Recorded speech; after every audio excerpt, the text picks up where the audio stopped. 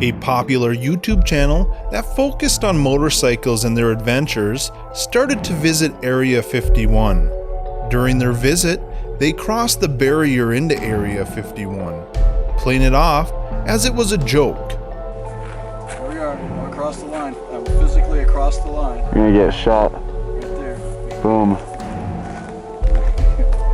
We're having fun. You want to go physically across Let's the line? see if that camera follows us over here. Yep, there you go. Yep, see it moving? It's eyeballing us. I see you, see us. Crossing into Area 51 is extremely illegal. After they did it, everything they did was recorded and put on their YouTube channel. Soon after, their channel stopped. Area 51 is one region in the United States surrounded with speculations and far-out theories on its use. It is highly guarded, which further draws the curiosity of many people. A popular motorcycle vlogger focusing on travels made the daring move and went to Nevada to record a video of them going past the barrier. In one video, they show a confrontation with officers in what they claim to be a back gate. Put your hands up. Put your fucking hands up. I'm not going to tell you again. Right. Turn around. You got him? I'll have him now. You got it? Yeah. You got anything on you? Nope. No, sir. I got a knife over here. Huh? Any weapon. Spread your feet. Spread your feet. Another video on the channel shows them crossing the barrier and taking pictures, despite the sign's warnings.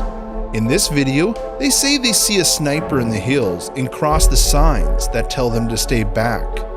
They shared the raw recordings in their channels and later stopped posting. There have been speculations surrounding the sudden abandoning of the channel by father and son Joe and Garrett, who had a large following base on YouTube. You and everyone understand that trespassing is an offense. However, crossing into a military zone like Area 51 was rather outrageous. The laws prohibit any person from entering any military installation for any purpose without permission. Anybody found guilty of breaking this law could be subject to 6 months imprisonment, a $500 fine, or both. There was another case of a true story of a man that accidentally flew into Area 51. And by his story, he was silenced. Here's the story. A glider pilot told me of an incident that happened to a fellow member of his glider club. The club put together a big cross-country glider trip each year. The pilots would launch and head for a destination, say for example, 100 miles away. Their ground support crews would tow the trailers and meet them there. They'd all have a lovely dinner at a local restaurant, spend the night, and do the same the next day. On this particular glider trip, it worked out to take them well to the west of Area 51. There was a key landmark, a small lake surrounded by hills, where you made a turn to the left. As long as you picked up the lake and made your turn over, you stayed well clear of Area 51. But it turned out that if you did not have sufficient altitude, the lake would be hidden and you could easily confuse another lake, further east, for your target. One of their club members did not have sufficient altitude. He just hadn't caught enough updrafts. It wasn't a problem. He had enough height to keep flying and catch another ride up along the way. He was just low enough though, he didn't know it at the time, to pick the wrong lake. As the other pilots converged on the field where they to land, they got to chatting on the radio, and pretty soon they realized that Hans seemed to be missing. They started to try to raise him on the radio. His signal was weak and broke up, but he managed to get across that he didn't know where he was, but he saw a road in a pretty flat area he was going down. Then they lost radio contact. His wife, of course, went into a panic when she heard, but he said he was landing near a road and there was only so much ground that could be covered, so everyone else was reassuring. They contacted the state police and set the wheels in motion to find their friend. Meanwhile, Hans had made an easy landing on a flat bit of desert, not far off from the road. He tried calling on the radio, climbed out of the cockpit, and sat down to wait for someone to show up. Pretty soon, he saw dust down the way, and then a convoy of vehicles traveling in his direction. He noted that they were all green, and given the era, he immediately recognized them as military. And that could pretty much only mean one thing.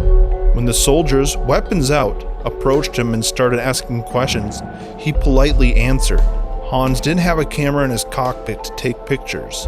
One of the soldiers saw the camera in the cockpit. They had him disassemble the plane for transport and suggested that he hold further explanation until they got back to the base. Hans was feeling pretty low at this point. He figured out what must have happened and where he must be, and he was sure his pilot license was going to be revoked, and he was hoping that would be the worst of it. 6 hours later, his wife was awakened by a phone call. She was asked to bring the trailer and come directly to a certain location that was an hour or so drive away. Her husband was fine. She was reassured, but it would be the best if she came now rather than waiting until morning. When she got to the location, she realized that she'd been directed to an access gate to Area 51. She was waved inside to a building, where she was taken to an office. There was her husband, an army officer, and several MPs.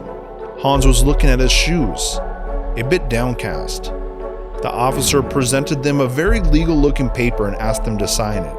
When they read it, they were amazed. They were being asked to sign an affidavit, presented as if it was their written testimony, stating they had never been to the Area 51 military base.